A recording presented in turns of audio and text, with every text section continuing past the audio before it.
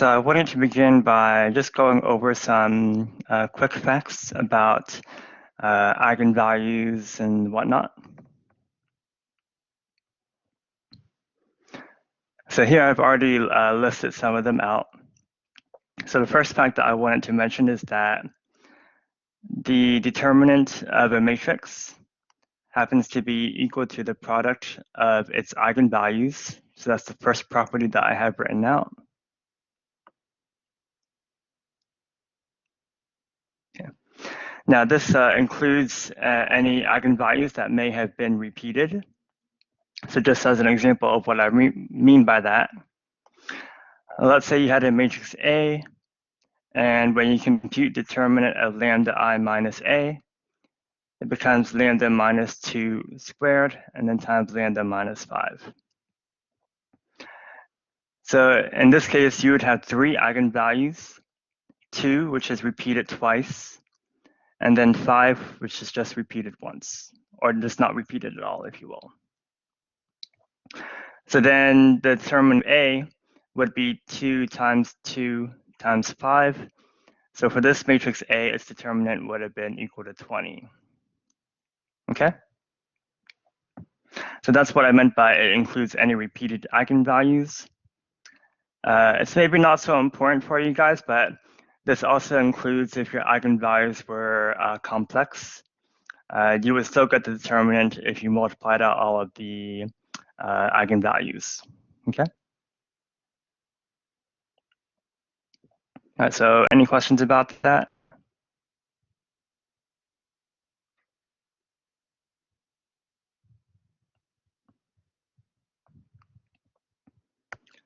Okay, so I'll mention the other properties that I have written out. All right, so the next one just kind of ties into the first one and stuff that we've learned about determinants.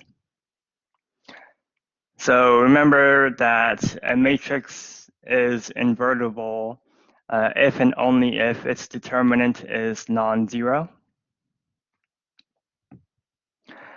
So now what we see is since the determinant is the product of the eigenvalues, you can also say that for A to be invertible, 0 must not be an eigenvalue of A then, in order to make it so that its determinant was not 0, okay? So that's another property there. Now there's also a property about the sum of the eigenvalues of a matrix. And when I talk about the sum of the eigenvalues, again, that will include any repeated eigenvalues. So it turns out that the sum of the eigenvalues of a matrix is also equal to the sum of its diagonal entries. Okay. And the sum of the diagonal entries of a matrix, that is called the trace of the matrix, which we often denote by like trace of A, like this. Okay, so then that's another fact about eigenvalues. Another fact that I ended up writing down is fact number 4 over here. So if your matrix A is triangular, meaning if it was lower or upper triangular, or possibly diagonal, which is both upper and lower triangular. If your matrix is triangular, then the eigenvalues of A are simply the diagonal entries of A. So here I have like a small example of that. So here's a matrix A, which is upper triangular. Okay. And its eigenvalues, since it's triangular, are simply going to be 2, -3, and 1. Okay. And if you try to compute the determinant of lambda I minus A for a triangular matrix, you would very quickly see why this is the case, all right? Okay. And finally, there was one more property that I wanted to mention.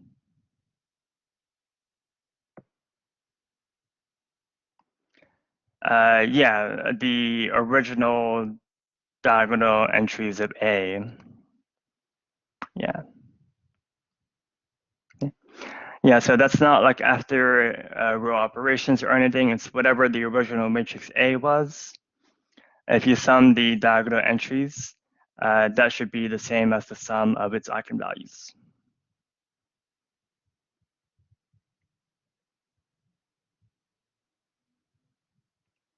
Okay. And there was one more property that I wanted to mention real quickly. I did not quite have the time to write it out, as you can see, or at least I didn't finish writing it out, because we were pretty busy in the tutoring lab. So I'll go ahead and finish writing this one out and talk about it as well. So let's say we have some polynomial, which I'm going to call P of t.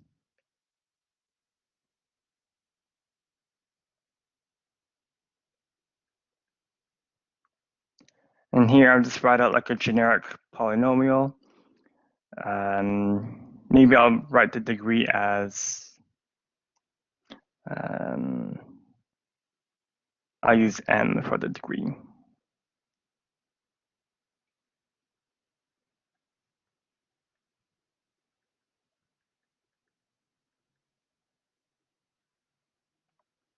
Okay.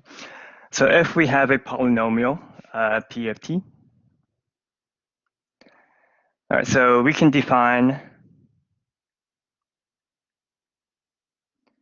for some square matrix A, we can define the matrix P of A, which should be the matrix that you get when you do AM times A to the M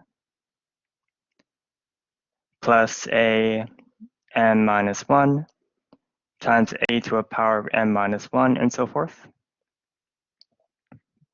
And here at the end, plus A0, we'd have to add an identity matrix to it to make everything a matrix that could be added up.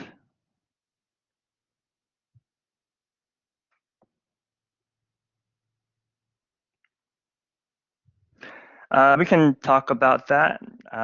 So there's a lot of ways of doing that, and we'll talk about that in some of the examples that I do.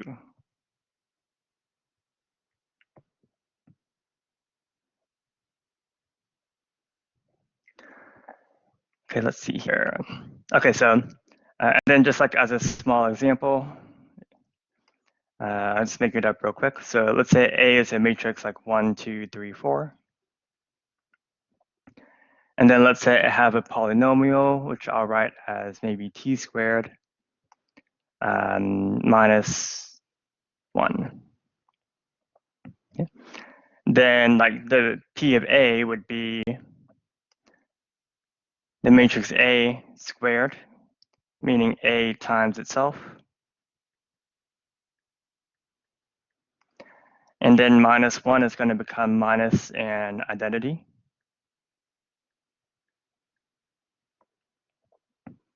Okay. And you can compute this, but the idea is that when you do this, you end up with another matrix. And that matrix is what we would call the matrix P of A, okay? Okay.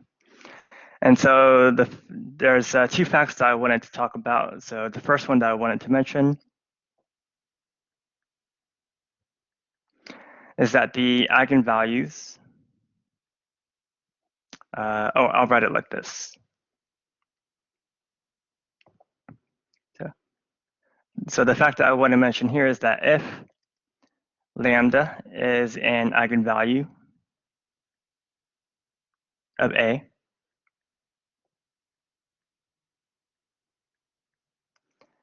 and let's say x is a corresponding eigenvector,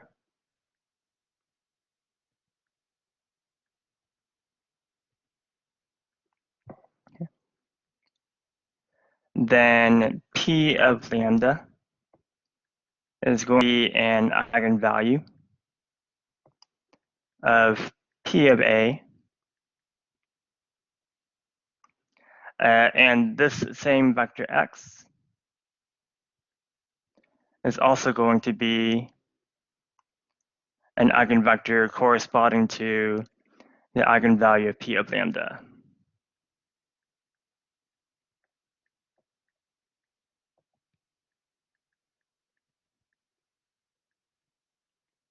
Okay. So this is sort of related to one of the problems that you saw in your last assignment, because you had a problem where it was like matrix A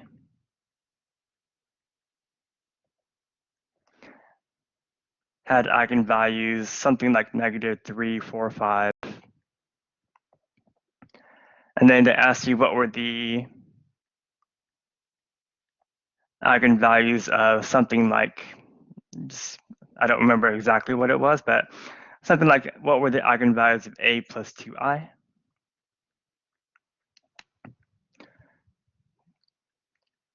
And so for this type of problem, you just had to like add 2 to each of the eigenvalues.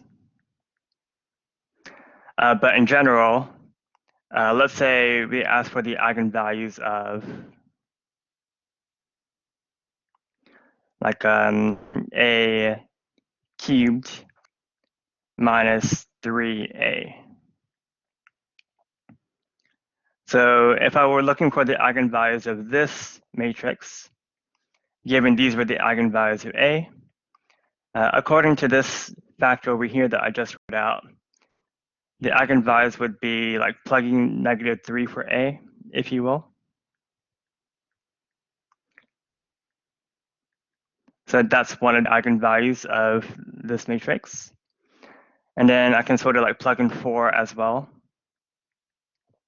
This would be another eigenvalue of A cubed minus 3A. And then finally, if I plug in 5 for A, if you will, like this would give another eigenvalue of the matrix A cubed minus 3A, okay? So that's what I was trying to say with that result there.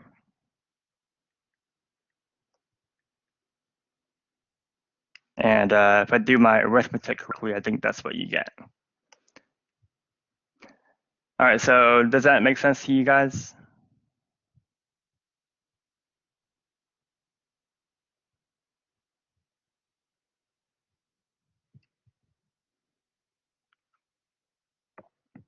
Okay, and I'll just mention one more really quick fact, which is probably not really important for you guys, but I think it's, well, it's super quick, so I might as well mention it.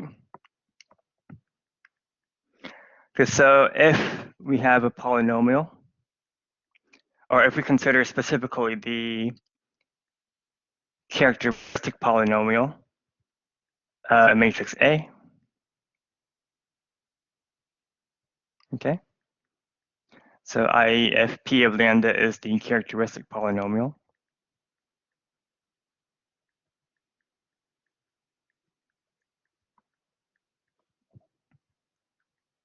okay? Then it turns out if you compute P of A in the same fashion that I did like in this example, like if you had like a lambda squared, you have to do like A times A and so forth.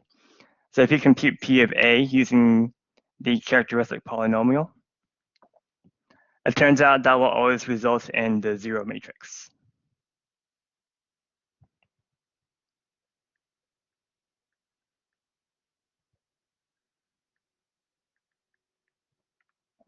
Okay, so that's kind of an interesting result, I suppose.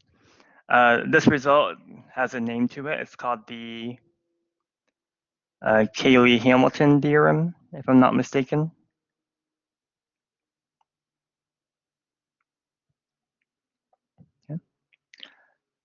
Okay, so probably not super important for you guys. I didn't see it come into play in any of your homework problems, but I thought it was maybe just worth mentioning. Okay, so let's go on to the main topics for today.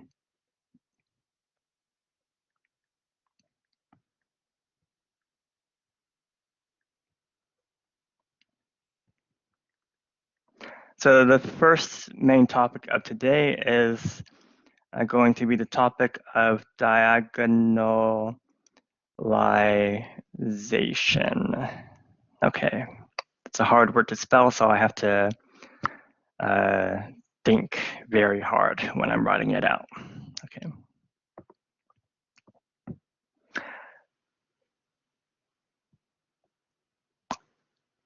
Okay, so in order to, I guess, introduce the notion of diagonalizing a matrix, I want to make a few quick observations.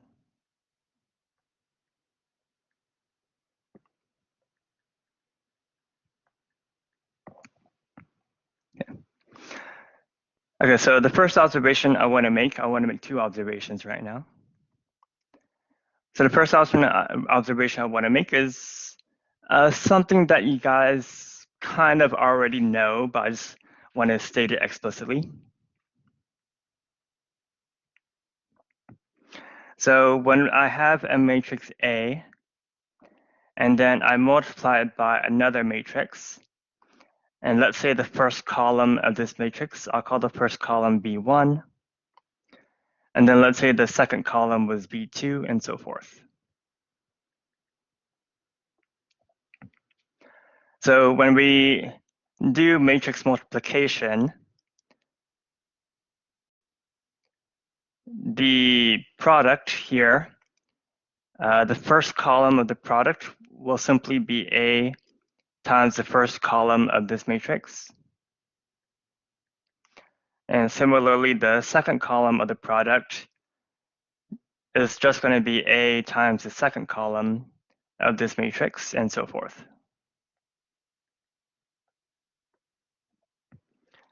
And I think it's maybe always good to look at a quick example, so I'll do that as well. So let's say this is A, and I'm multiplying by another matrix.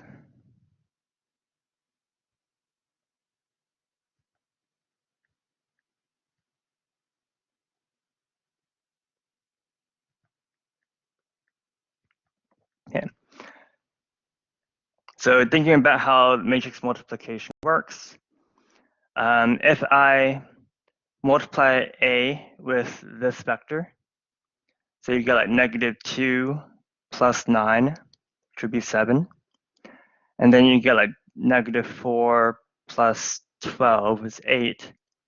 So that is the first column of the product. Okay. And if I do like A times the third column, it would give me the third column of the product. And so just maybe real quickly, 2 plus 15, so that would be 17 here. And then 4 plus 20, 24. Like that, okay? All right, so you guys understand what I'm trying to say with this first observation?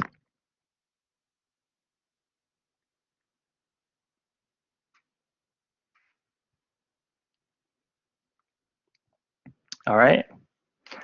So then I want to make one more observation, which is, let's see here. Okay. So if I have a matrix whose columns, again, I'll denote by B1, B2, and so forth. So let's say I take this matrix, and if we multiply on the right by a diagonal matrix with diagonal entries λ1, λ2, and so forth. Okay. And so it would have like zeros everywhere else. Okay. Then the resulting matrix that you get, its first column would be λ1, V1. The second column would have been λ2, V2, and so forth.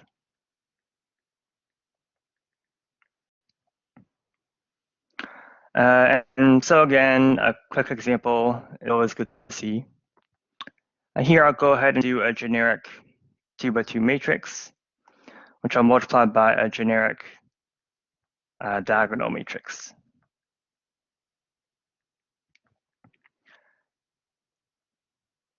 So if I multiply this matrix with the first column, we'd get lambda 1 times A plus 0.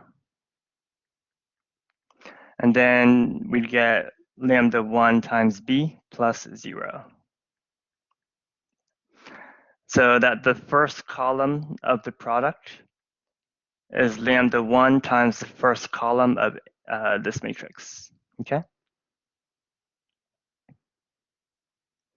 And then checking if you multiply out to get the second column, it would have been lambda 2 times the second column.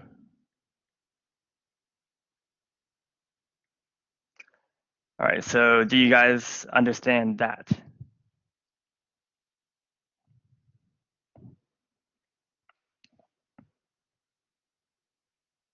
All right. Now let's see here. Okay. So then this matrix that I've been writing as like V1, V2, so forth, I'm going to give it a name now. So I'm going to call it P. And then this diagonal matrix here, I'm going to call it D, I guess, since it is a diagonal matrix.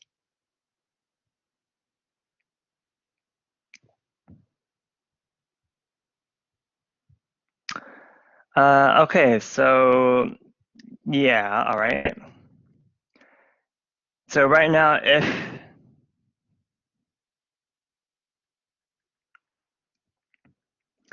notice that if A times P were equal to P times D,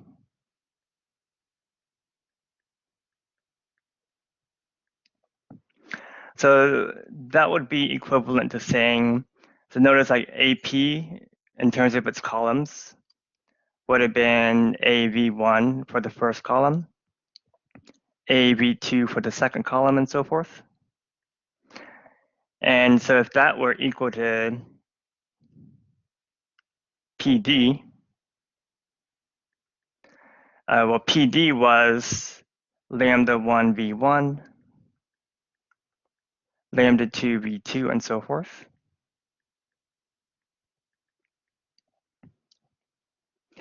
And just by comparing the columns of both sides to each other, if these are equal to each other, that's saying that A V1 must have been lambda 1 V1, and so forth.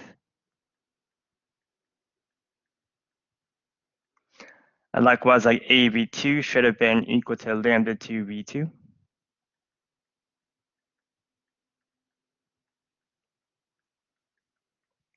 Okay. So that ultimately, to say that AP was equal to PD is equivalent to saying that V1, V2, etc. were eigenvectors of A with corresponding eigenvalues of lambda 1, lambda 2, and so forth, okay?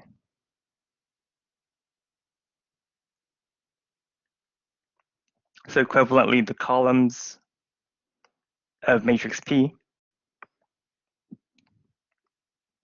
which were V1, V2, and so forth,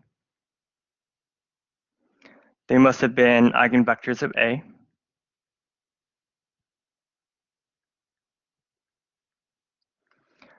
with corresponding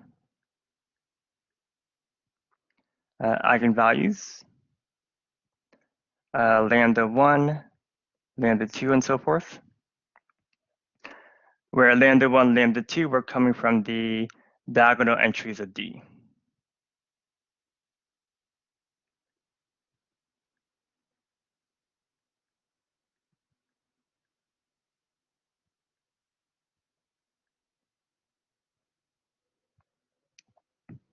Okay. Now, finally, if the matrix P is invertible,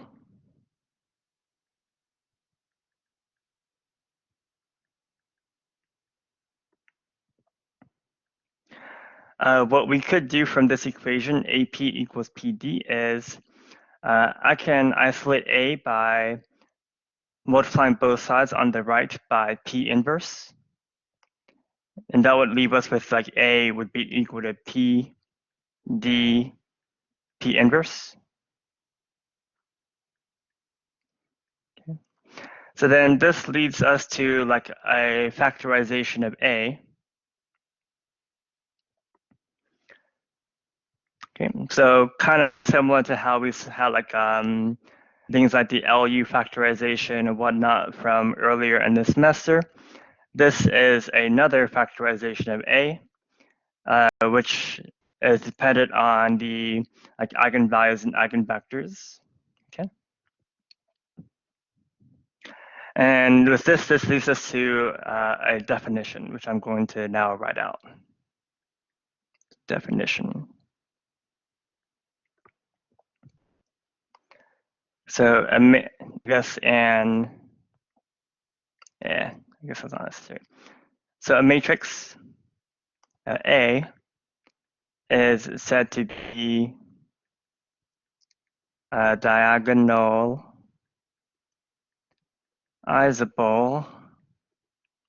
okay, if there exists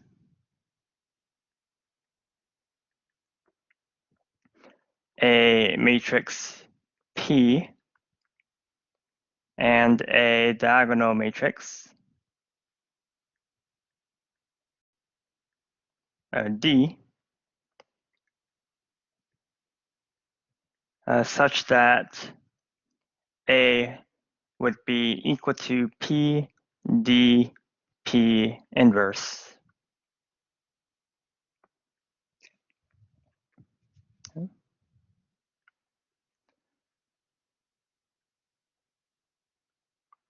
All right. And from our discussion earlier, if A is diagonalizable, then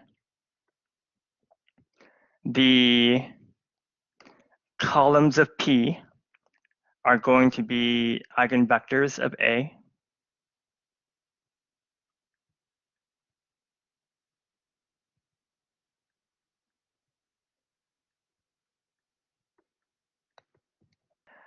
And the diagonal entries of D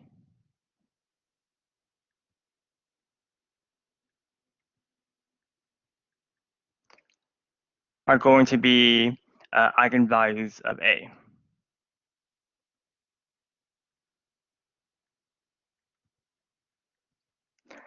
So specifically, they would be eigenvalues of A corresponding to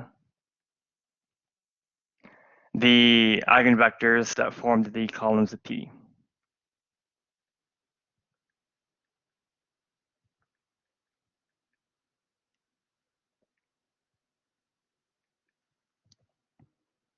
Okay.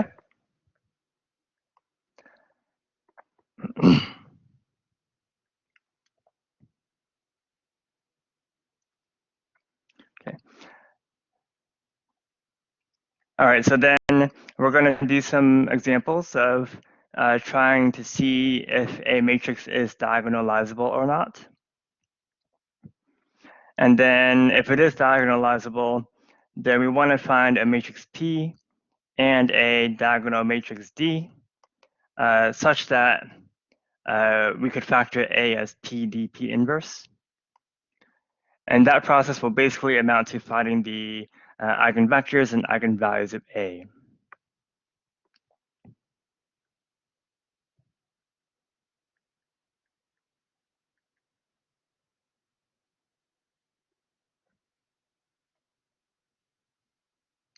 Okay.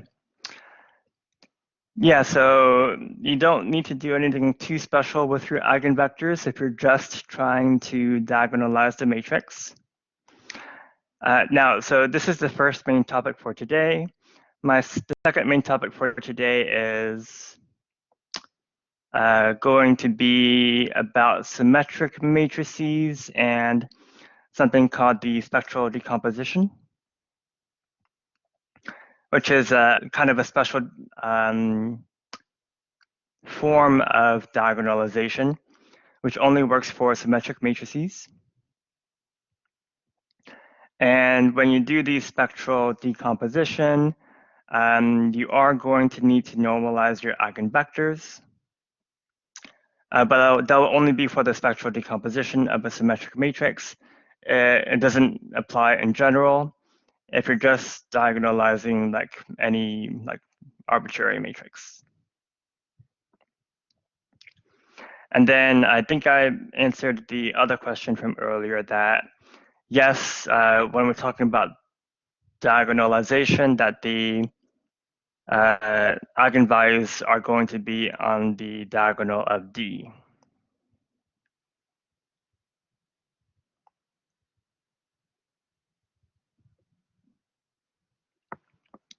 Okay. All right, and so we'll get to all of that, and I haven't forgotten the question about rank 1 matrices either. That I'll also talk about when I get to the spectral decomposition. Okay. So before my examples, I want to make a note real quick, maybe 2 notes. All right, so first is for A to be diagonalizable, this matrix P has to be invertible so that we can multiply by P inverse over here. And thinking about, for a matrix to be invertible, its columns are going to have to be linearly independent.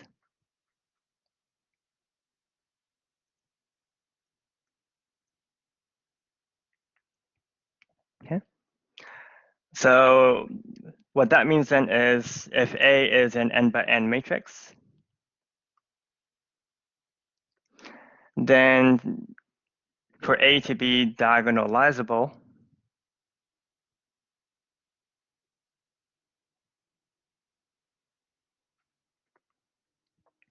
it will be diagonalizable if and only if it has n linearly independent eigenvectors. Okay? Because only then would you be able to form the matrix P and have it be invertible. Whoops, what? That's weird. Let me try to get rid of that.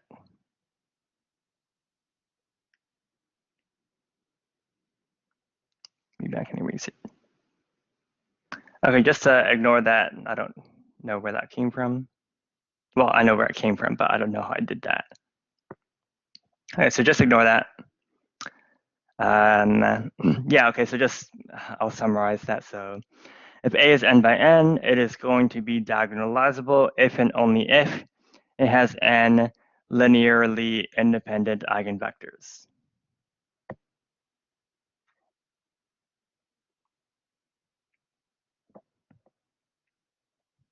Okay. Because only then would the matrix P be invertible.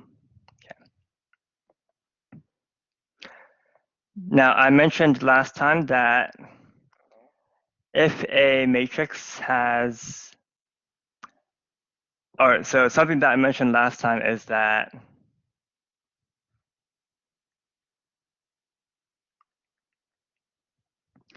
eigenvectors corresponding to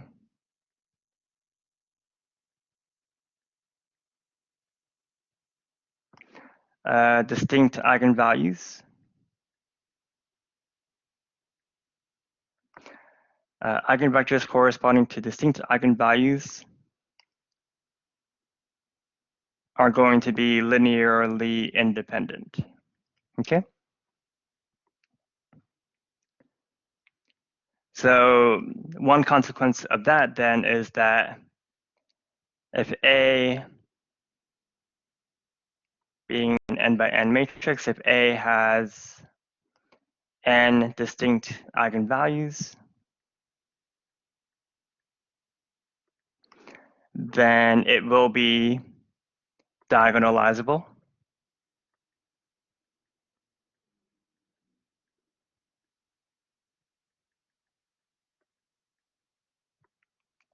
Okay. But I'll caution you guys. So if it has n distinct eigenvalues, it will be diagonalizable. If it does not have n distinct eigenvalues because some of them were repeated, then it could still be diagonalizable if it still yields n linearly independent eigenvectors, okay? So just because the eigenvalues are distinct does not mean that, or just because the eigenvalues are not distinct does not mean that it is not diagonalizable, okay? But if they are distinct, then for sure it is diagonalizable.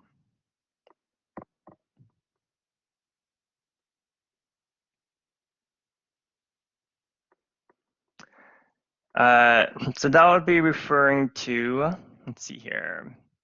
So I guess to put it like this, if the eigenvalues all have algebraic multiplicity 1, then they would all be distinct, and it's guaranteed your matrix is diagonalizable. If some of their algebraic multiplicities are larger than 1, then some of them are repeated. And so now it may or may not be diagonalizable. And you can say that it would be diagonalizable if and only if the geometric multiplicities equal their algebraic multiplicities. Okay?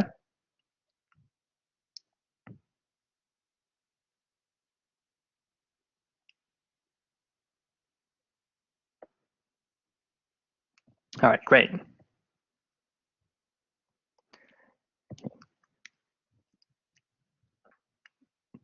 All right, and so with all of that stuff taken care of, let's do some examples. I'll do 2 examples. So let's start with this matrix A.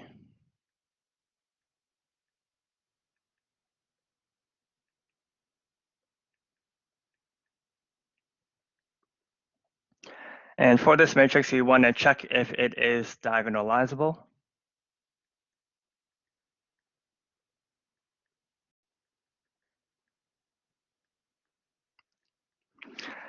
And then if it is diagonalizable, we want to find P and D, okay?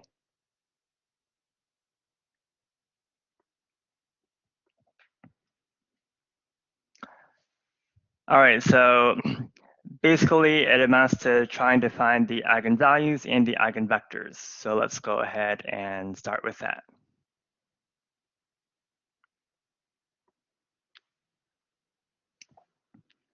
So to find the eigenvalues, so remember I like to look at determinant of lambda I minus A. It is perfectly fine to do A minus lambda I, but remember that I tend to do it this way instead. Okay, so when we do lambda I minus A, we will get lambda minus 5, lambda minus 0, and lambda minus 1 on the diagonal. And then since I'm minusing A, I need to change the sign of the remaining entries.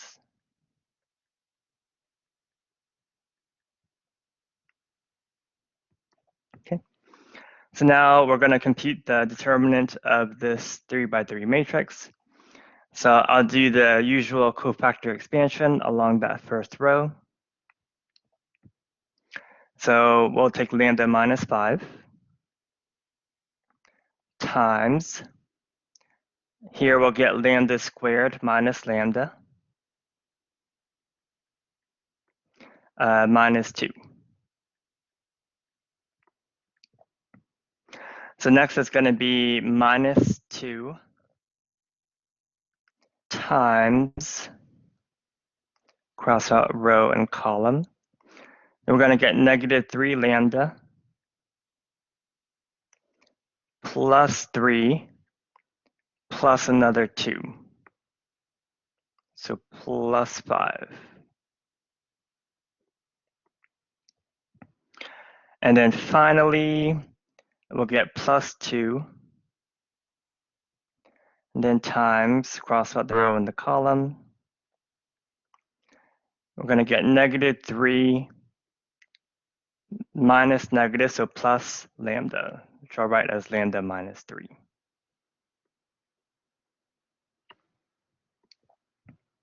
Okay. And so here, let's try to simplify this a little bit.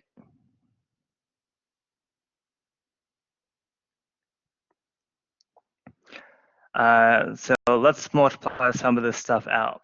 So here we're going to get 6 lambda minus 10 plus 2 lambda minus 6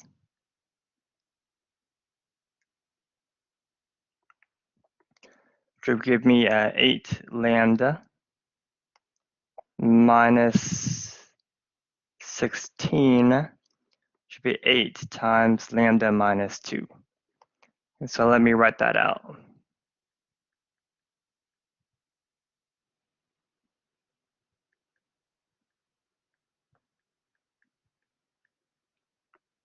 Okay.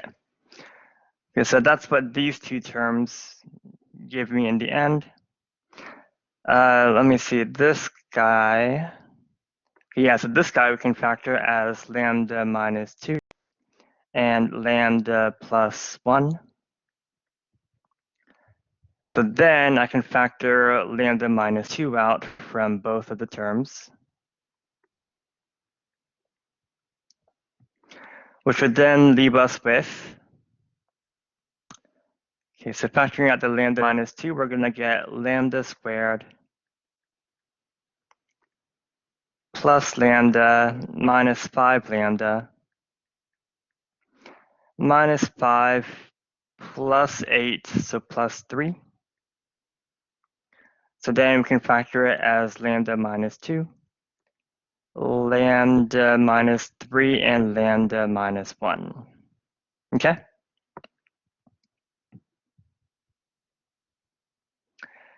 And with that, we see that the eigenvalues were 3, 2, and 1. All right, great.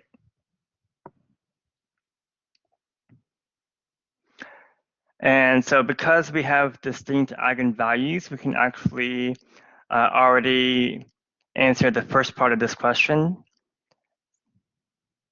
that A will be diagonalizable.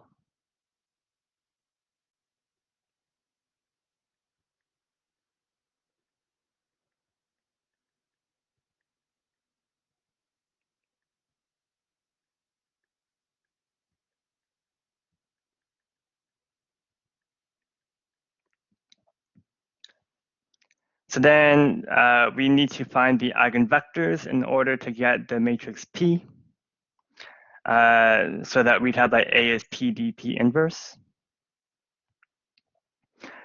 If the eigenvalues were not distinct, then we'd also have to find the eigenvectors to see if we could still find 3 linearly independent ones. Okay, so I guess like either way, you have to find the eigenvector next, so that's what we will do now. So I'll start with lambda equals 3.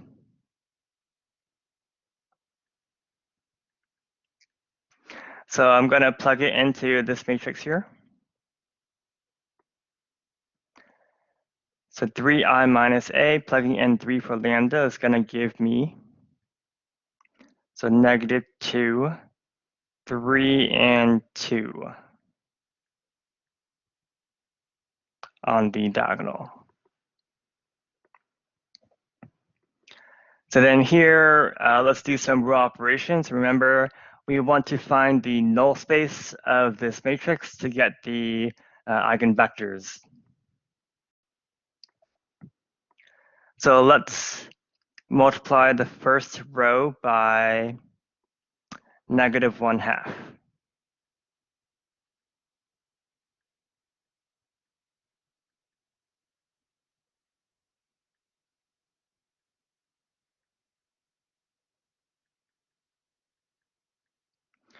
And then let's do row 2 plus 3 row 1, and row 3 plus row 1.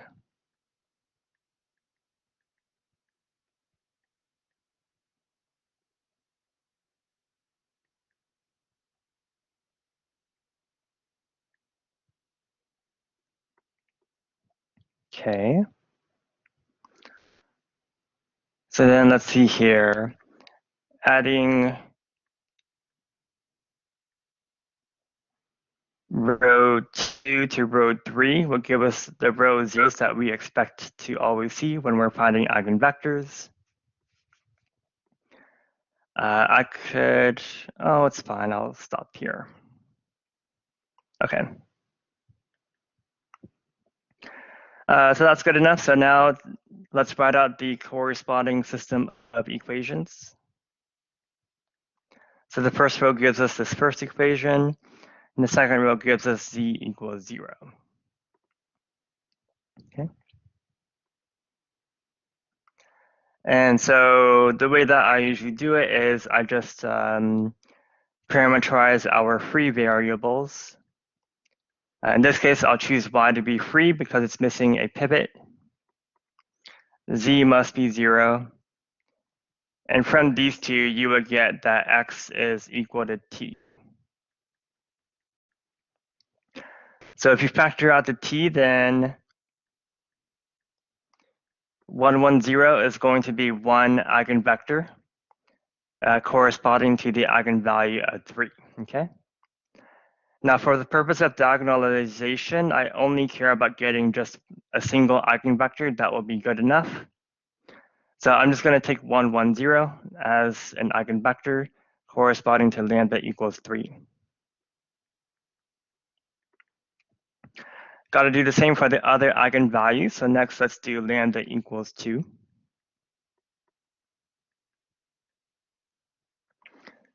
So I guess that would just be this.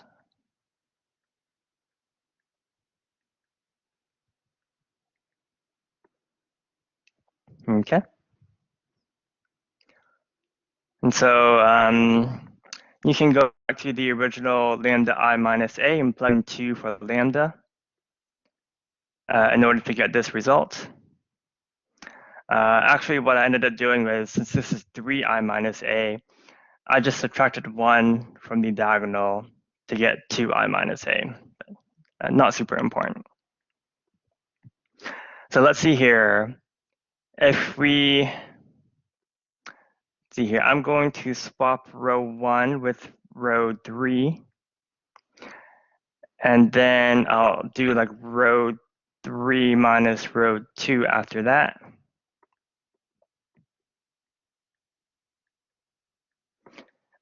Just to get that row zeros that we kind of already get because these two are the same. And then I'll maybe do a few more row operations. Let's do -1 times row 1, just because I like having a positive pivot. And then let's do row 2 plus 3 row 1.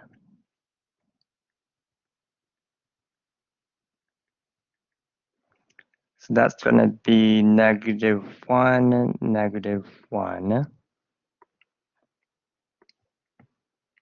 And then I just, since I like +1 as a pivot, multiply row 2 by a negative. And then finally, I could do row 1 plus row 2, and that would eliminate these guys. So that's a really simplified, that's the RREF in fact. And then from this RREF, we now have from the first row, x must be equal to 0. The second row tells us y plus z must equal 0. So if we choose z to be free, since the third column is missing a pivot, y would be -t and x is still 0. From that, we get one eigenvector, 0, -1, and 1. So we'll keep track of that. So these eigenvectors that I'm getting, these are going to be used for the columns of matrix P. So this would have been like the V1 and the V2, based off like my discussion earlier. And finally, we'll plug in 1 for lambda, so 1I minus A.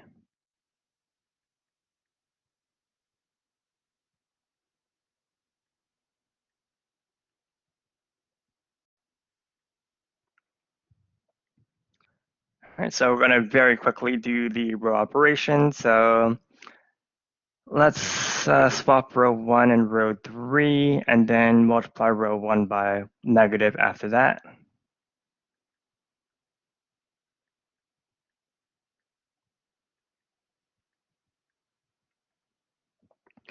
Now let's do row 2 plus 3, row 1, and row 4 plus 4, row 1.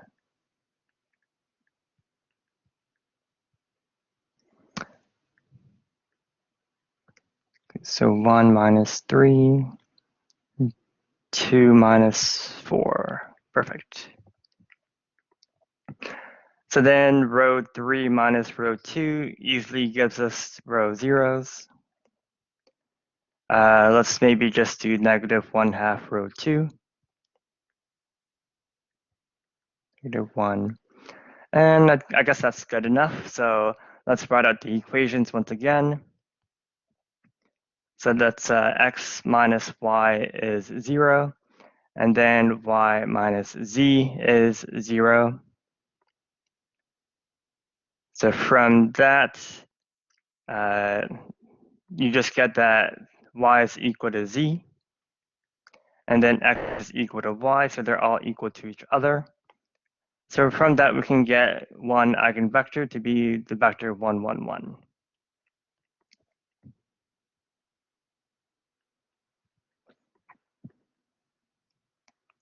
So now I'll take the 3 eigenvectors that we found,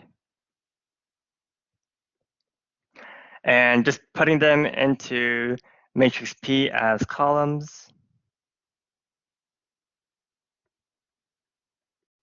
Okay. And then D will be diagonal with the corresponding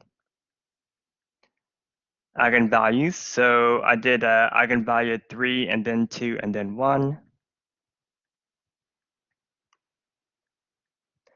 So with this matrix P and with this matrix D, so I'm not going to work it out, but we can easily check,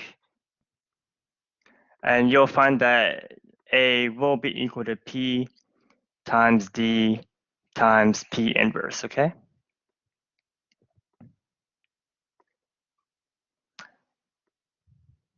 All right. So any questions about that process?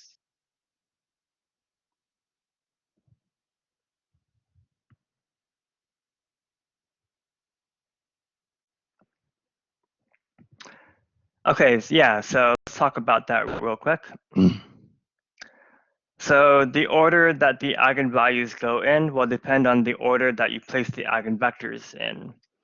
So for instance, I put 1, 1, 0 in as the first column, which happened to be corresponding to lambda equals 3. So therefore, I should put lambda equals 3 as the first diagonal entry. And then likewise, the second column of P was 0, minus 1, 1, which corresponded to lambda equals 2. And that's why we have 2 for the second entry. But as an alternative, we certainly could have done, so I could have put like a vector 1, 1, 1 in for the first column of P, and then 0, minus 1, 1 for the second column, and then the 1, 1, 0 for the third column. And if I had done it that way, then I would have to reorder the eigenvalues in D, so that 1 would now be the first entry, since I placed 1, 1, 1 to be the first column of P. And then it would have been 2 and 3, okay? So it's not super important the order that you choose to do it in, as long as you adjust the order of the eigenvalues in D to match the order of the eigenvectors in P. So there are other ways you could have reordered it as well, okay?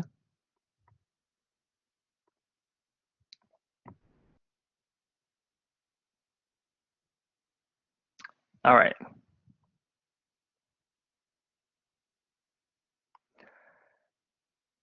Okay, so let's look at another example now.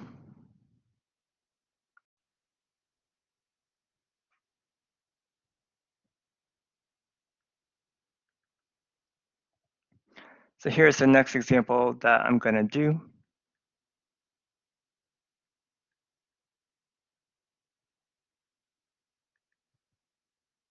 Okay. And it'll be the same type of problem. We're going to check if A is diagonalizable. And if so, we want to get matrices P and D such that A would factor as PDP inverse. Okay. So to do that, first we'd want to find the eigenvalues of A.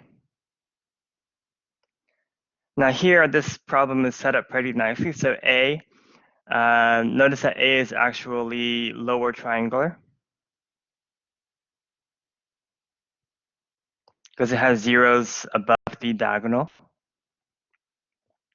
So we immediately see, therefore, that the eigenvalues of A would be the diagonal entries, which would be 1, 1, and -1. So 1 has algebraic multiplicity 2. And so in this case, we do not have distinct eigenvalues. One of them is repeated twice. So we cannot conclude right away whether A is diagonalizable or not. So we need to actually examine the eigenvectors because it could be that we'll still find 3 linearly independent eigenvectors. We might or we might not. So what I'm going to do is I'm going to start with lambda equals 1. So I'm going to start with the eigenvalue that was a repeated eigenvalue. So let's look at 1i minus a. So that will give me 1 minus 1, 1 minus 1. This would be 1 minus -1. So this would be 1i minus a.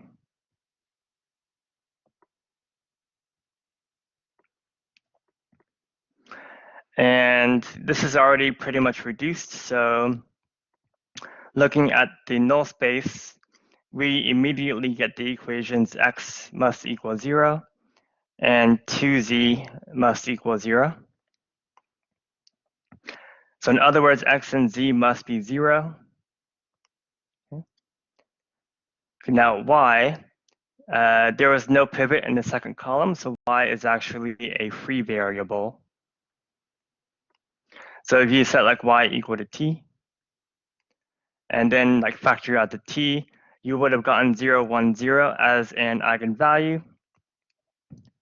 But here, the null space is one-dimensional because there's only one free variable. So that means we are only able to find one independent eigenvalue when lambda equals 1. Okay. And so that tells us that A is not going to be diagonalizable because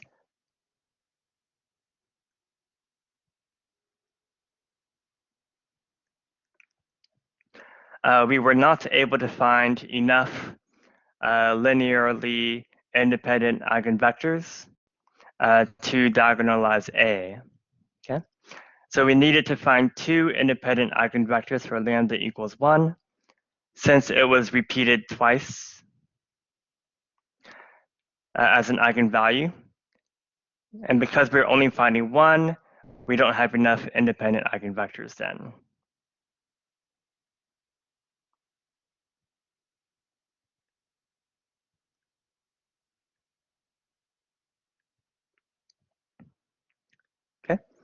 All right, so any questions about that?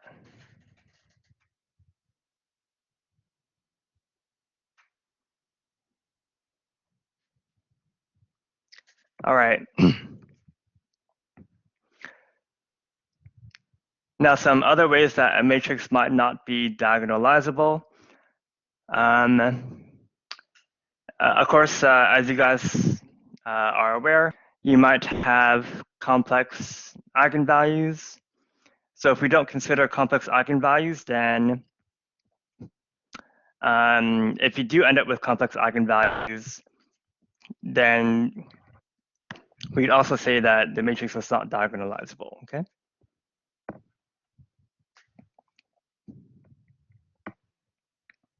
Okay, so with that, I want to move on to the next topic for today,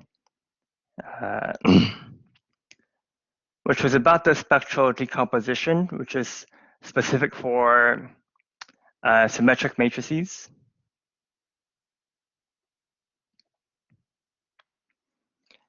And before that, I just need to quickly introduce the notion of an orthogonal matrix.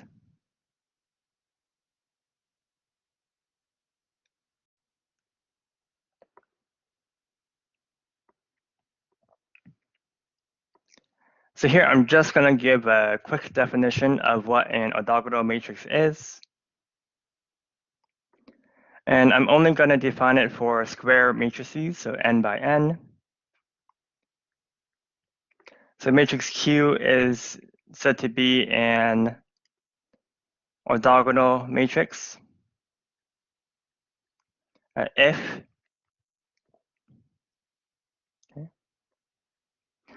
and there's a lot of different equivalent definitions for what it means for a matrix to be orthogonal. So first we can say that a matrix Q will be orthogonal if it satisfies these equations that Q transpose times Q and cube Q transpose will give you the identity matrix.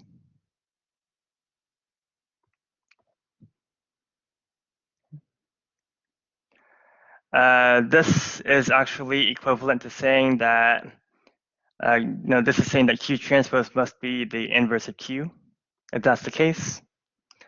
So that's another way you can define an orthogonal matrix. Another way you can define an orthogonal matrix is to say that its columns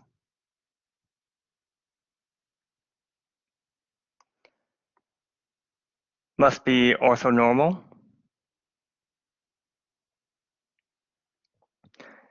Oh.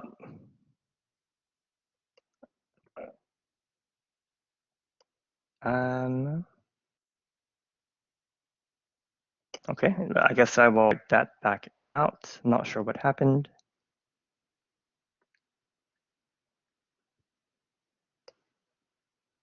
Okay, that's kind of weird. Okay, let's just try to write that out again.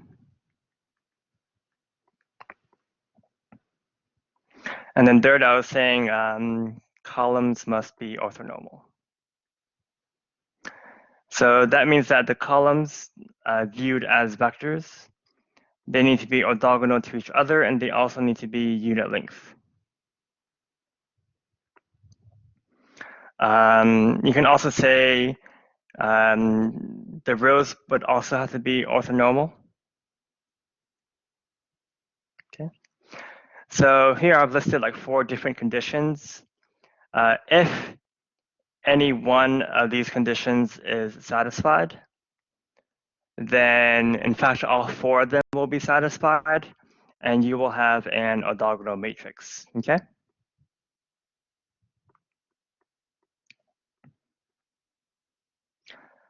Okay, now there are a lot of properties of orthogonal matrices, which I'm not going to get into because I simply won't have the time. In fact, the review is already almost over, and I haven't even talked about the spectral decomposition just yet.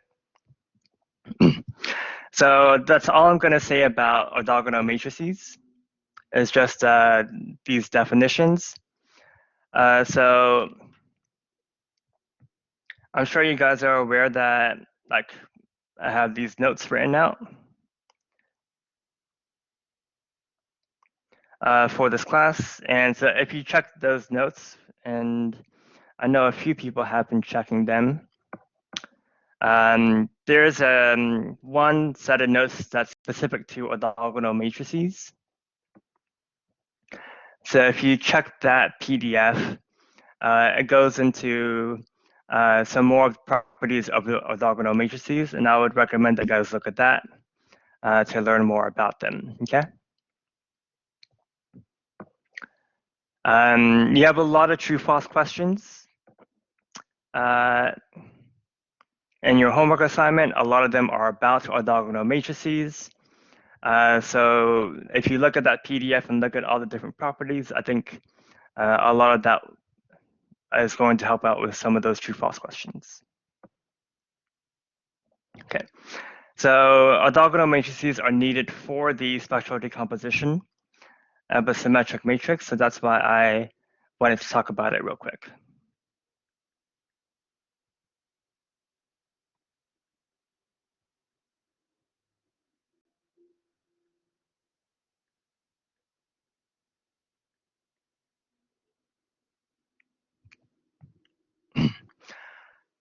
Okay, so let's get into the final main topic for today.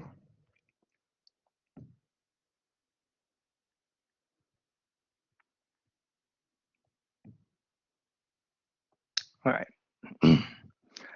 So symmetric matrices have some very nice properties, specifically regarding their eigenvalues and their eigenvectors. So let's suppose that A is, n by n symmetric. And of course, we'll assume that it's a real matrix, meaning all of its entries are real numbers, not complex or whatever, okay?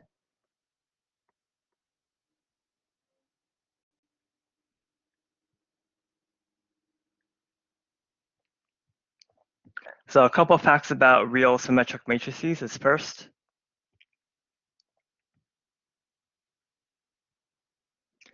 the eigenvalues are always going to be real numbers for a real symmetric matrix, okay? So you should never encounter complex eigenvalues if your matrix was symmetric. Okay. So another fact about symmetric matrices. So, I mentioned earlier today, and I also mentioned it last week, how eigenvectors corresponding to distinct eigenvalues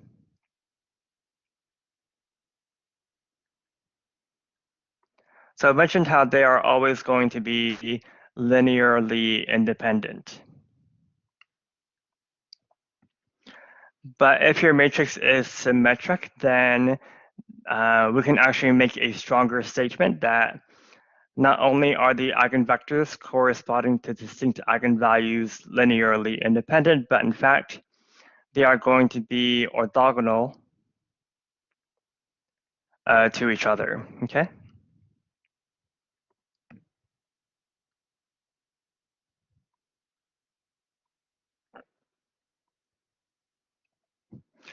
And the last fact that I am going to mention, so this is often called the Spectral Theorem in linear algebra. Maybe Spectral Theorem for symmetric matrices specifically. So what this theorem says is for an n by n symmetric real matrix A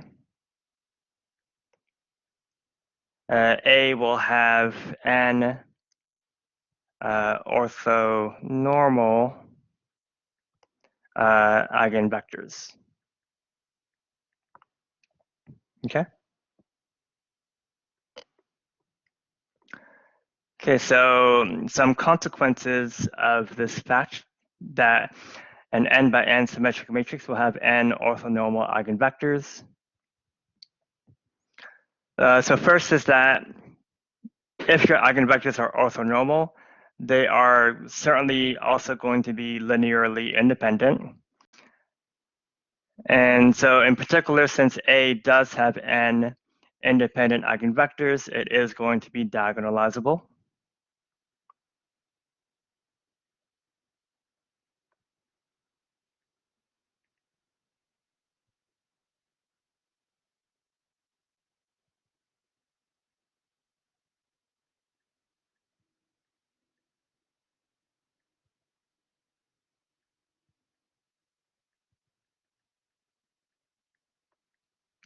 Okay.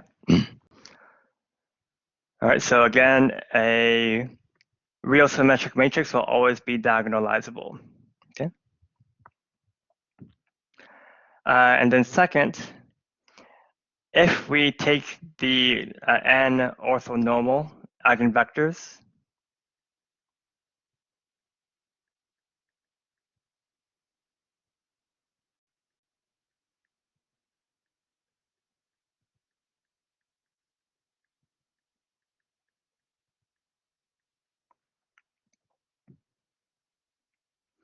and then let's say lambda 1 through lambda n are the corresponding eigenvalues.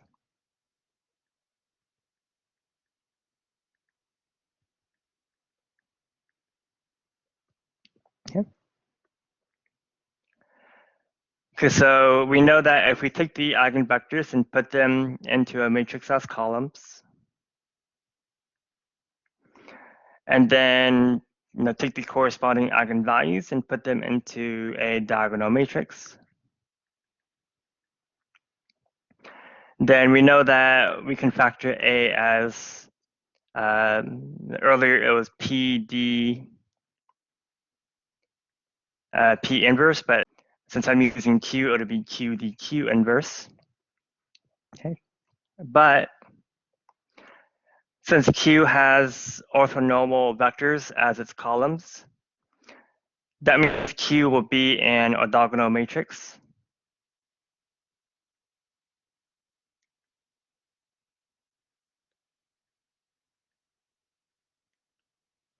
So because Q is an orthogonal matrix, among other things, one of the properties of an orthogonal matrix is that its inverse was its transpose.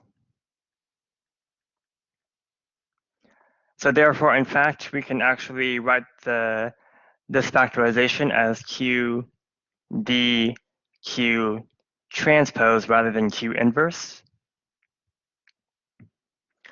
So then this factorization of a symmetric matrix A is what we would call the spectral decomposition.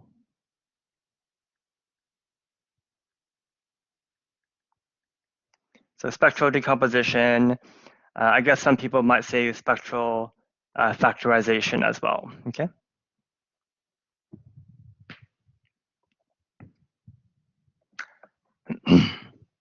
All right, so I'm going to take a look at some examples.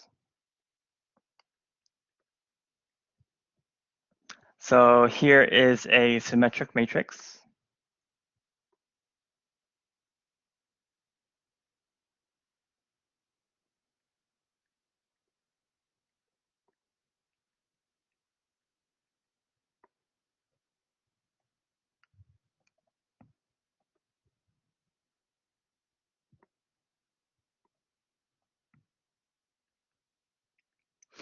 And so for this symmetric matrix, we are going to find a spectral decomposition of it.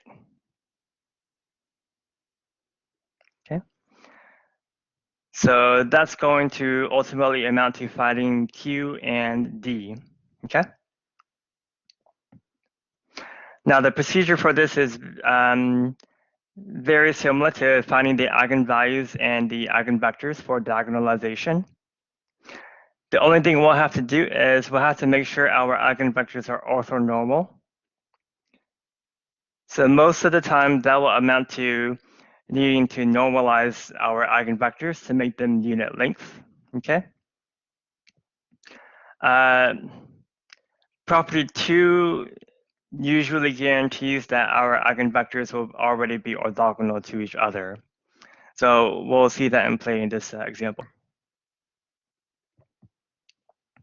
So I'm going to start by getting the eigenvalues first.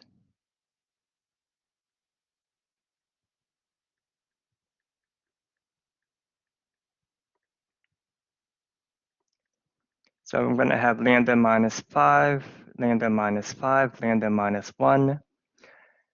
This will be 0, minus 2, 1, 0, minus 2, 1.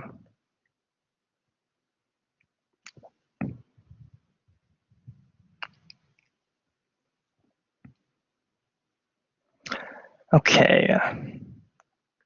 So we'll do the cofactor expansion along the first row.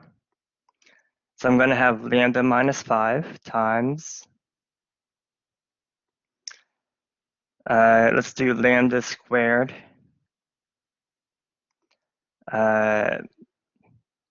minus 5 lambda, minus 1 lambda, so minus 6 lambda. Then it'll be plus 5 minus 1, so plus 4. Next we'll have 0, and then we'll have plus minus 2 times 0 minus negative 2 lambda. So minus negative 2 lambda is plus 2 lambda. And then we'll also have minus positive 10, so just minus 10. Okay. So then what we can do is factor a 2 out from this part. So I'll make it minus 4 and lambda minus 5. So then we can factor lambda minus 5 out from both terms, which would then leave us with lambda squared minus 6 lambda plus 4, and then minus another 4 from this. So it actually just be lambda squared minus 6 lambda. So lambda minus 5, lambda and lambda minus 6. So therefore, our eigenvalues are 6, 5, and 0. Okay? Okay, great. So let's start by looking at the eigenvalue lambda equals 6. So I now want to get the corresponding eigenvectors.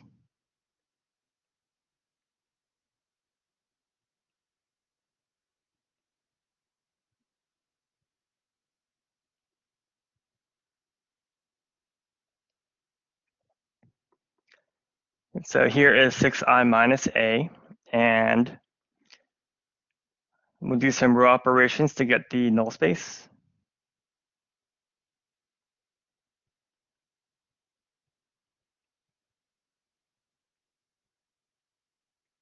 Okay.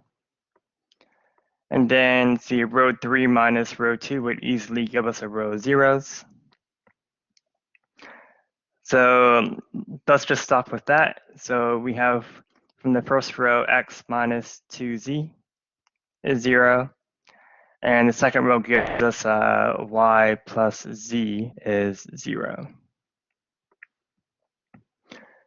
Okay, so I'll choose z to be free because the third column is missing a pivot. So if z is t, then y will be negative t and x will be 2t.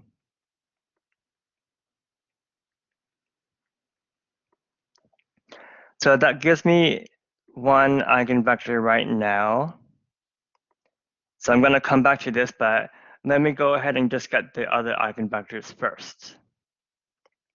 So I'm going to look at lambda equals 5 next. So 5I minus A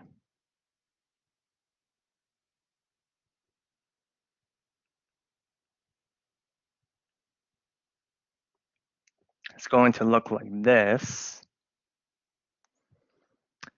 See here, so row 1 plus 2 row 2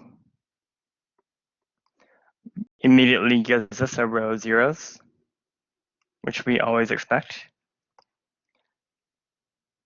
And I think this is good enough, so I'm just going to write out the equations that we have to get the null space. So second row already gives us z equals 0. Then the third row gives us negative 2x plus 1y plus 4z is 0. And since z is 0, I didn't write out the 4z term.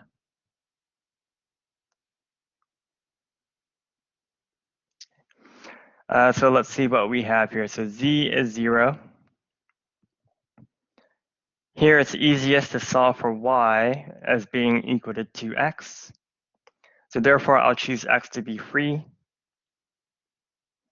And that's going to give us an eigenvector of 1, 2, 0 from that.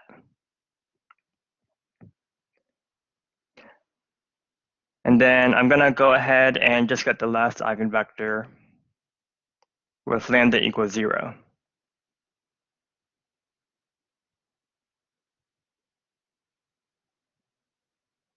Okay. So plugging in 0 for lambda.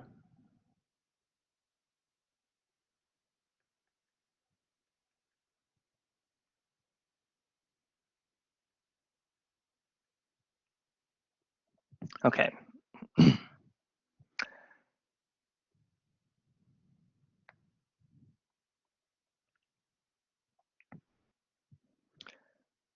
Okay, so I guess we'll need to do some row operations on this.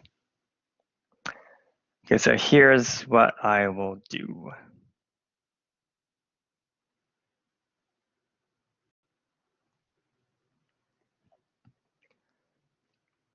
And so here I'm going to be somewhat unconventional, just because I want to try to use some nice numbers if possible. I think I'm going to try using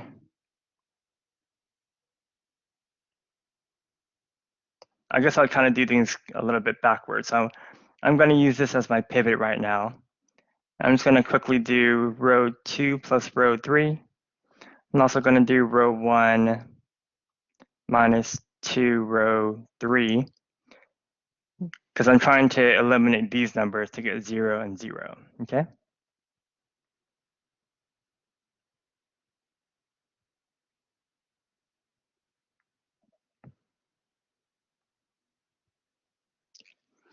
So if I do it like this, then, let's see, row 2 plus row 3, that will give me negative 4 and negative 2 there. And then since I did row 1 minus 2 of row 3, that's going to be positive 4. Add to this, I think that should be negative 1. To be 0 minus 2. Okay. So then next, let's see here.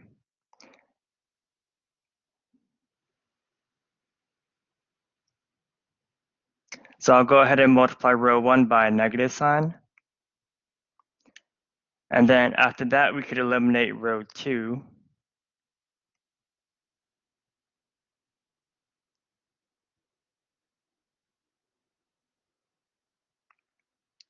Okay.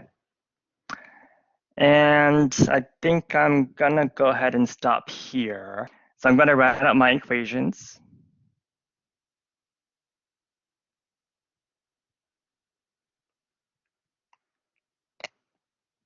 Okay. All right, and then let's see what we can do with this. So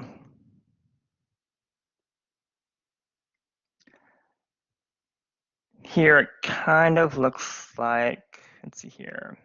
Well, I guess what I ended up doing was like I unconventionally used this and then this as my pivots. So I guess I'm going to use y to be free. And then from that, we get x is negative 2t. Ah, geez. Okay. And then solving for x from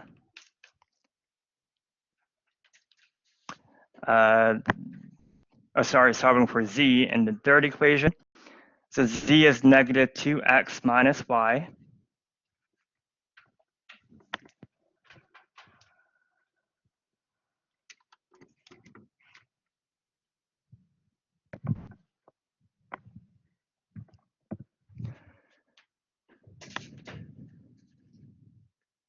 So I had to plug in my laptop real quickly there.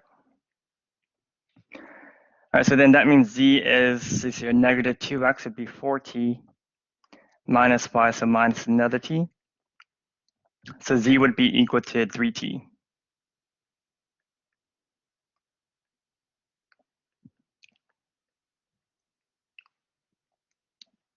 And then that gets us one eigenvector corresponding to that third eigenvalue.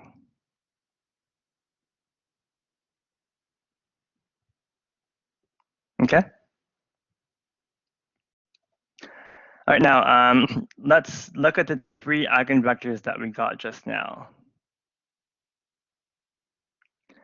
So here's the first one that we found, here's the second one, and here is the third one. So remember, one of the facts that I mentioned about symmetric matrices is that eigenvectors corresponding to distinct eigenvalues should be orthogonal to each other. So let's check if these three vectors are, because they corresponded to distinct eigenvalues. So let's check if they are orthogonal to each other. So let's just go check their dot products. I see that V1 dot product with V2 would be equal to 0, so that's good.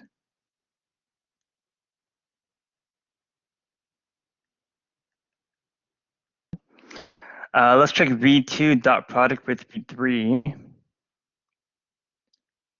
So that would be negative 2 plus 2, so that's also 0, checks out. And finally, let's check V1 dot product with V3.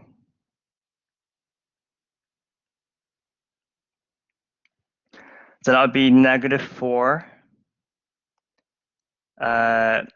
negative 4 minus 1 is negative 5 plus 3.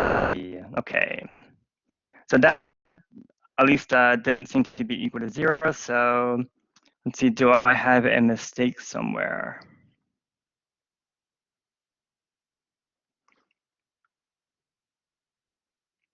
So it kind of looks like I have a sign error perhaps on something.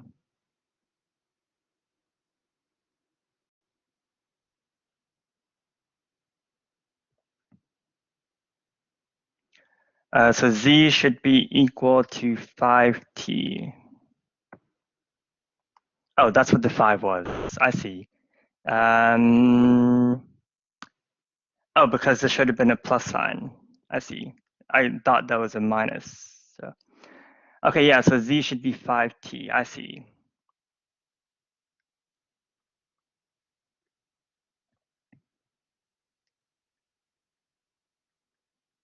Great. And so I don't think that affected v2.v3 because we had a 0 there. And then if we do v1.v3, okay, so that does end up being 0 now, so that's great. Okay. Okay, so you can always kind of double check to make sure your work is good when your matrix is symmetric by checking that eigenvectors corresponding to distinct eigenvalues should be orthogonal to each other. Now, to get the spectral decomposition, we need to have an orthonormal set of eigenvectors. So fortunately, the eigenvectors that we have are already orthogonal to each other. So to make them orthonormal, all we would have to do is normalize each of them, okay? So I'm going to get 3 eigenvectors by normalizing the 3 that we currently have. Okay, so let's normalize V1 to get vector Q1. So you have to divide by its magnitude, which would be 6.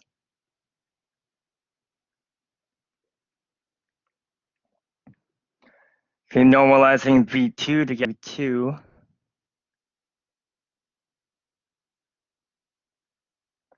Then normalizing Q3, or sorry, V3 to get Q3.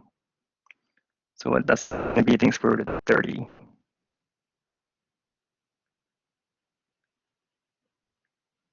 Okay.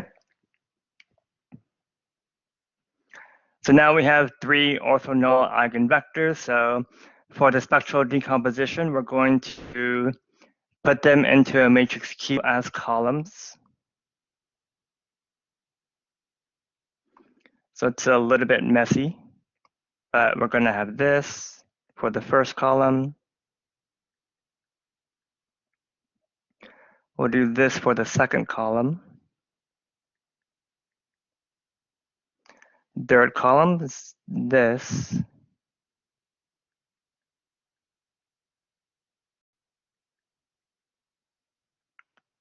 Okay. So then this matrix Q should be orthogonal. And then for the, let's see here, the diagonal matrix D. So for the eigenvalues, since I put them in the order V1, V2, V3 to Q1, Q2, Q3, eigenvalues will be ordered 6, 5, and 0.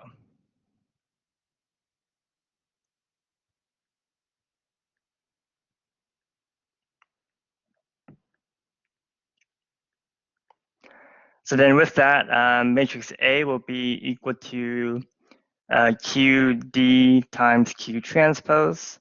So if you were to multiply all that out, that should be equal to A, and that would have been the spectral decomposition, okay?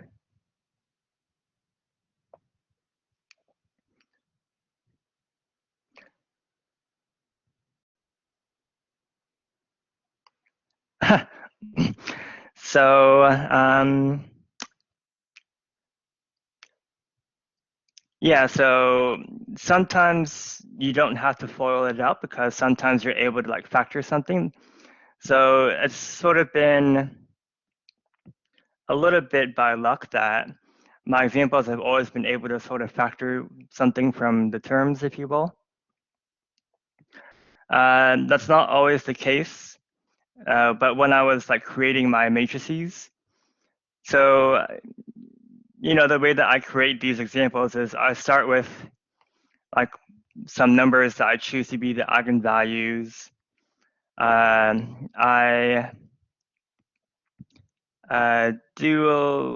perform some row and column operations in a certain way to come up with the matrix A that I use in my examples. And then, so like I know what the eigenvalues will be ahead of time, but I don't necessarily know that when I do determinant the I minus A that it'll work out so brilliantly. So it's been a little bit luck that they've all factored pretty nicely for the most part, okay? In general, you would have to, if you don't see anything you can factor, you'd have to like FOIL it out first. And then perhaps you can try to factor by grouping, or you might be able to take a guess at some of the roots to get the eigenvalues, okay?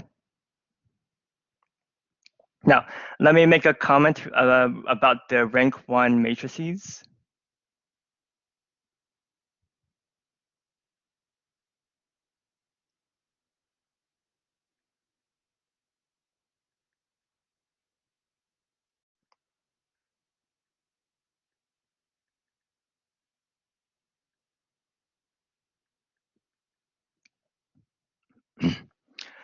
So with the spectral decomposition, which we can write as QDQ transpose, so there is another way of writing out the same thing instead of QDQ transpose.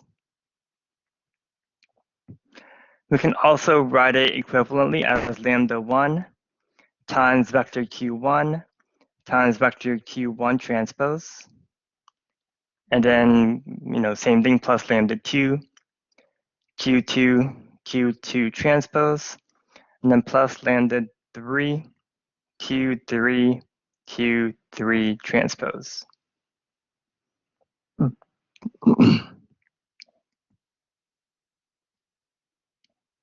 So for instance, just using the q1, q2, q3, and the eigenvalues lambda 1, lambda 2, lambda 3 in our problem. So I guess the first eigenvalue that I used was 6. Vector q1 was the first column.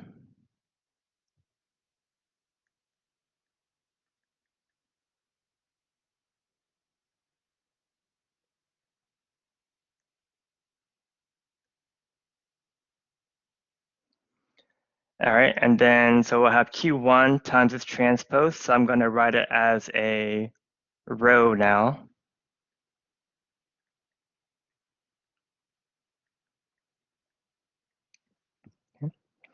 And then the next eigenvalue was 5. Q2 was the second column of Q, which was this.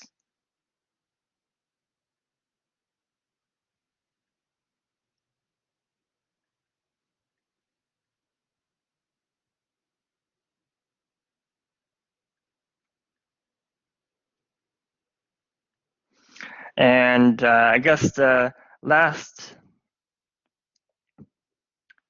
eigenvalue was 0, so that actually simplifies this a little bit. So looking at what we have here, when you multiply these matrices together, you are going to get 3 by 3 matrices. And then when you add everything up, it should equal the original matrix A that we had in the problem. So the Q dq transpose, you can kind of multiply it out in such a way that would be equal to this, which then allows you to write A as like a sum of various matrices. And I'll tell you what, so let me go ahead and multiply this out a little bit.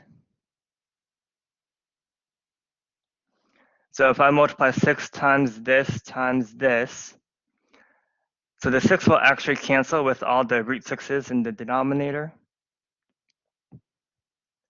So we should end up with this for the first product if you multiply it all out.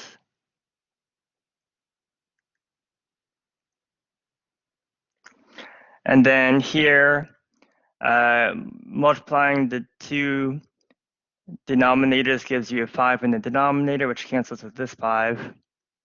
And then looking at everything else, you'll get this.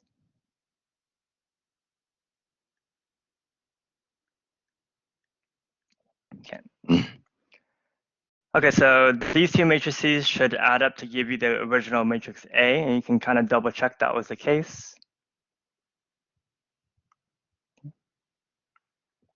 Yeah, so I have it written down on a piece of paper. A was originally 5, 0, 0, 5, 2 minus 1, 2 minus 1, 1.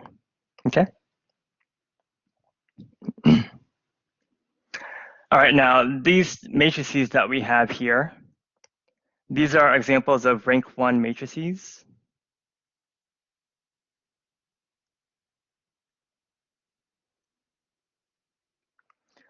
Rank 1 matrix because their rank will be equal to 1. The reason why they're rank 1 matrices, notice that all the rows are like multiples of each other. This is twice the first row. This is 0 times the first. So like if you were to do row operations on this matrix, you'd get 2 rows of zeros. So it would only be like a rank of 1 pivot. Same with this one, all the rows are multiples of say 2 minus 1, 1. So if you were to do row operations, you would again get 2 rows of zeros. leaving you with one pivot so that its rank would have been equal to 1, okay? So this is a way of writing out a matrix A as a sum of rank 1 matrices. This is specifically using the spectral decomposition to do it, okay?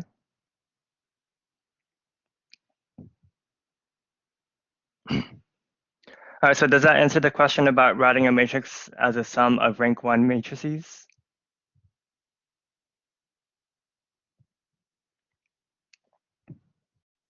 Okay, so I know I'm way over time, so I'll probably wrap things up with this. So I'd say a couple more things, I suppose. And I won't do the last example that I had prepared.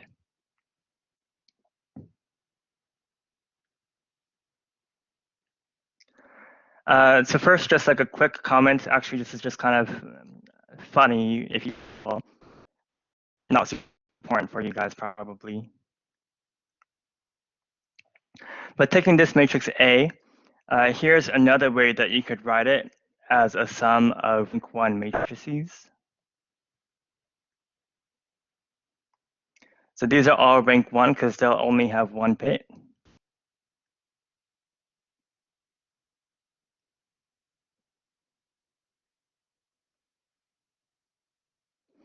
So in other words, there's more than one way to express a matrix as a sum of rank 1 matrices. Oh, I was also going to ask about that. Yeah. So I'll get to that after I say maybe one final thing. Okay. All right. So then for the question where I asked you to write a matrix as a sum of rank 1 matrices, I think they're probably looking for this, like using the spectral decomposition to write it out. There are some, but like if you want to be like really funny and maybe like troll your professor a little bit, you can like do this because that's still correct.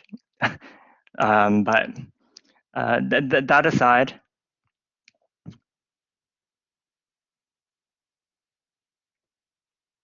yeah, so nothing wrong with that. It's actually correct. Yeah, that's right. So you should totally, I encourage it.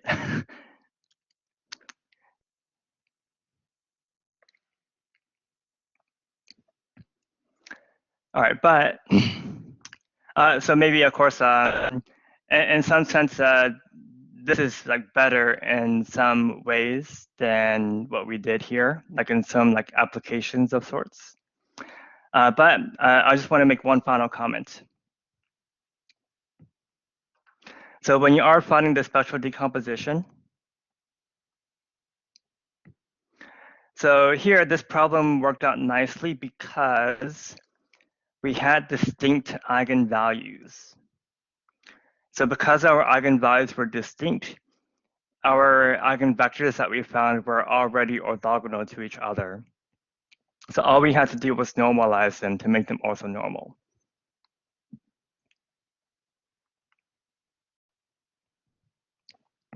So if you have a symmetric matrix, but it does not have distinct eigenvalues, so maybe one of them had algebraic multiplicity larger than 1, so it was repeated. If that's the case, and I don't have the time for it, I think, but here's the other example I had prepared. So this matrix actually has one eigenvalue that's repeated twice. Let me see if I can find how I got this matrix.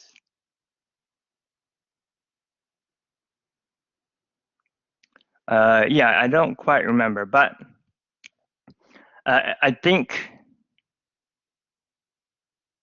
the eigenvalues were, I think two of them were 1 and one of them was -1. It's something like this.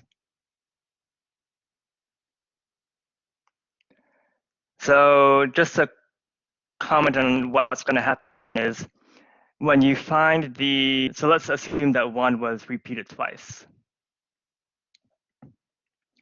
So when you look for the null space of this matrix, so you would row reduce it, you're going to get two free variables, which will lead to two independent eigenvectors. I'm just going to make them up right now. So this is all pretend, if you will, hypothetical. You have to work it out to actually see what the numbers would be. But you would maybe get like this, okay? Two free variables leading to two independent eigenvectors. All right. And then you'll get a third eigenvector from taking the eigenvalue of -1. And maybe as an example, you would have gotten this for the third eigenvector, okay? Now, V3 is orthogonal to V1 and V2 because it corresponded to a different eigenvalue, okay? But you have a slight problem because V1 and V2 were not orthogonal to each other. So if this happens, and this would only happen if you have a repeated eigenvalue, what you'll need to do is you'll need to do Gram-Schmidt, if you guys remember what that was. You need to do Gram-Schmidt to vectors V1 and V2 to make them orthogonal first.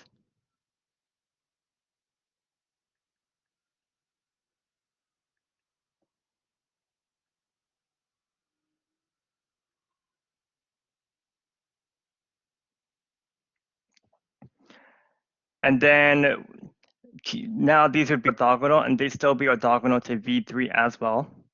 So then you could get your orthonormal eigenvectors by normalizing these guys after that. So that's just a quick outline of what I wanted to do for my last example. Okay. All right, and so with that, I'll go ahead and end the review. But yeah, so today was kind of supposed to be the last weekly review of the semester. But I don't really have like anything super important that I need to do next Monday on the 30th. So I would be all right with like doing like one final review on the 30th, where I would go over like some of the topics on like that kind of bonus assignment that you guys have. That's not for a grade, I think. So I could do that if you guys are like interested.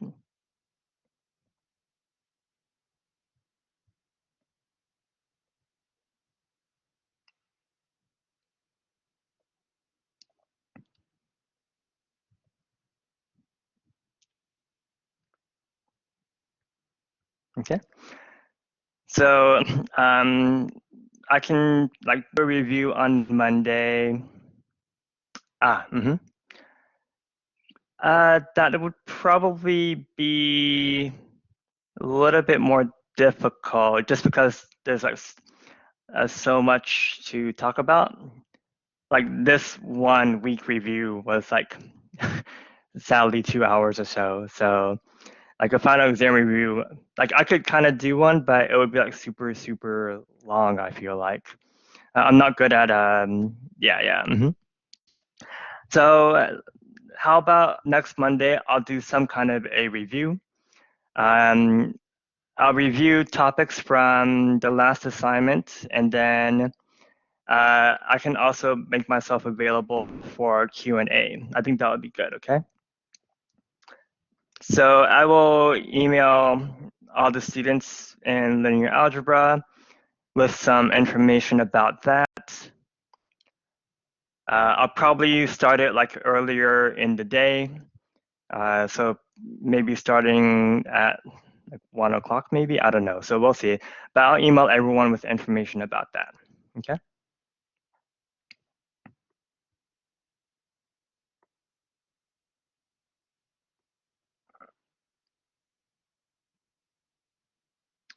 Yeah, no problem.